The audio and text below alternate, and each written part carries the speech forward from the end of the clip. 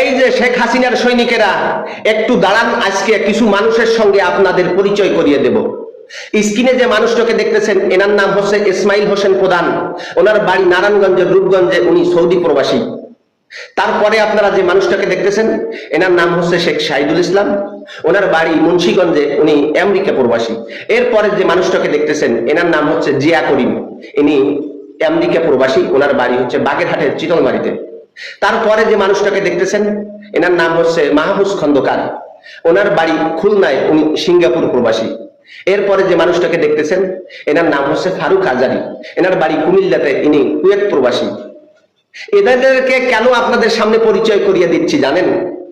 দলের এই দুঃসময়ে যারা জয় বাংলা জয় বঙ্গবন্ধু স্লোগান দিয়ে রাজপথে কাপন ধরিয়ে দিয়েছিল, এই কাপন ধরানোর কারণে সুদখোর মহাজন তাদেরকে জেলের ভিতরে আটকিয়ে রেখেছিল। তাদের জামিনের ব্যবস্থা কিন্তু এই মানুষগুলো তাদের কষ্টের টাকায় করেছিল।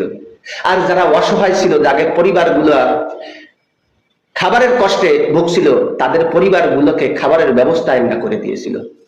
এনরা কিন্তু কোনো নেতা না, এনাদের নাম কিন্তু আমরা 5 তারিখের আগে শুনিনি। এনরা শুধু শেখ হাসিনাকে ভালোবাসে, বঙ্গবন্ধুকে ভালোবাসে, মুক্তিযোদ্ধাদের ভালোবাসে। এজন্য এই জয় বাংলার স্লোগান দিয়ে যারা জেল খেটেছে তাদের পাশে এসে দাঁড়িয়েছে।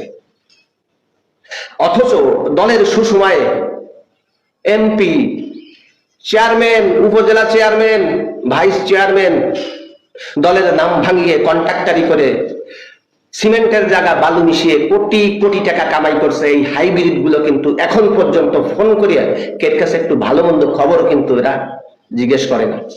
তাই দলের যদি কখনো সুসময় আসে, এই মানুষগুলোকে যেন আমরা সামনের সারিতে দেখতে পাই।